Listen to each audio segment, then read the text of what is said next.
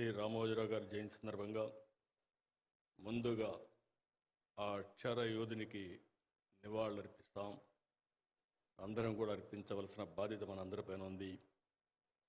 ఇంకొక పక్కన తెలుగు జాతి గర్వించే రామోజీరావు గారి పేరుతో రామోజీ ఎక్సలెన్స్ అవార్డు కార్యక్రమం నిర్వహిస్తున్న కుటుంబ సభ్యులకి రామోజీ గ్రూపును కూడా మనస్ఫూర్తిగా అభినందిస్తున్నాను. ఇది ఒక మంచి ఆలోచన. ఏదైనా ఎక్సలెన్స్ అనే పేరు ఉంటే ఆ ఎక్సలెన్స్కి ప్రతిరూపం రామోజీరావు గారు అని చెప్పి కూడా నేను మీకు తెలియజేసుకుంటున్నాను. ఒక సాధారణమైన వ్యక్తి అసాధారణమైనటువంటి శక్తిగా తయారు కావడమే కాకుండా ఈరోజు నేను ఆయన గ్రూపులో అందరినీ చూశాను. మామూలు వ్యక్తులు, పల్లెటూరులో ఉండే మామూలు వ్యక్తులను తీసుకొచ్చి ఒక సమర్థవంతమైన నాయకత్వ లక్షణాలు ఇవ్వడమే కాకుండా ఆయన చేసిన పని మనం చూస్తే ఒక ఇన్స్టిట్యూషనలైజ్ చేశాడు. ప్రతి ఒక్కరూ కూడా ఒక ఇన్స్టిట్యూషన్గా తయారయ్యారు. ఈరోజు రామోజీరావు గారు ఇక్కడ లేరు, కానీ రామోజీరావు గారు నిర్మించిన వ్యవస్థలు మాత్రం చిరస్థాయిగా ఉంటాయి, శాశ్వతంగా ఉంటాయి. దీంట్లో ఎవరికి అనుమానం లేదని చెప్పి కూడా మరొకసారి మీ అందరికీ తెలియజేస్తున్నా.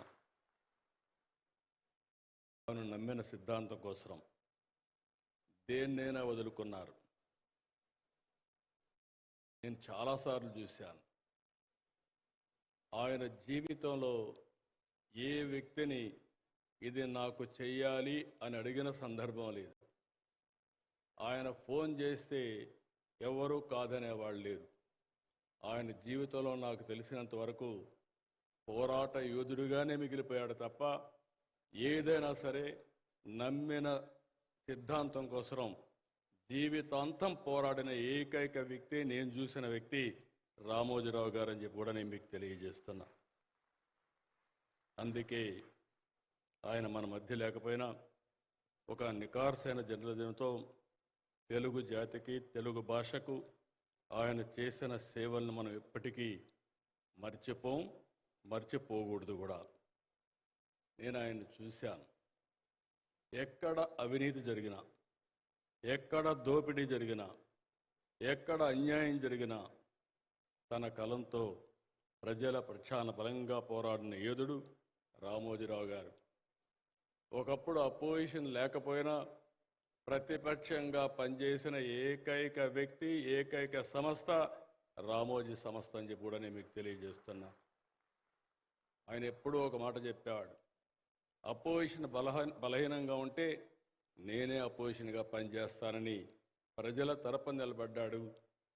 తన శక్తి ఏంటో చూపించాడని చెప్పి కూడా నేను మీకు తెలియజేస్తున్నా. 5 దశాబ్దాలు విజయవంతంగా ఇంత ప్రజాదరణతో నడుస్తుందంటే, సగర్వంగా నిలబడిందంటే చిన్న విషయం కాదు. ఆ ఘనత ఒక్క ఈనాడుకే దక్కుతుంది. అలాంటి ఒక ఉన్నతమైన విలువతో స్థాపించిన వ్యవస్థ ఈనాడు అని చెప్పి కూడా నేను మీకు తెలియజేస్తున్నా.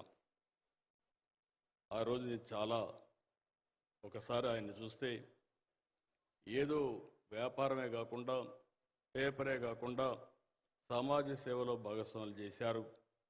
అది లాతూర్ భూకంపమైనా, హుదూద్ తుఫాన్ అయినా, సునామీ అయినా ఈనాడు గ్రూప్ అందరికంటే ముందుండి ఆయన ఒక పిలిపేయడమే కాకుండా తన సంస్థ నుంచి డబ్బులు ఖర్చు పెట్టి సాయం చేసిన ఘనత అయింది. కేవలం ఏపీ, తెలంగాణనే కాదు, ఒరిస్సా, తమిళనాడు, కేరళ, గుజరాత్, మహారాష్ట్ర ఎక్కడ ఇబ్బంది వచ్చినా అక్కడ ఆయన ముందుండేవాళ్ళు. అనేక సేవా కార్యక్రమాలు చేశారు. ఇంకొక పక్కన రామోజీరావు గారు చూస్తే సమాజానికి ఎంతలా సేవ చేశారో తెలుగు భాష కూడా రామోజీరావు గారు అంతకంటే ఎక్కువ సేవ చేశారు. ఇప్పుడే మాజీ ఉపరాష్ట్రపతి వెంకయ్యనాయుడు గారు, రమణ గారు చెప్పారు, తప్పకుండా ఒక ముఖ్యమంత్రిగా నా బాధ్యతను తెలుగు భాషను కాపాడుకోవడానికి ఏం చేయాలనో చేస్తాం, దానికి రామోజీరావు గారి స్ఫూర్తితో పనిచేస్తామని చెప్పి కూడా మీకు నేను హామీ ఇస్తున్నాను.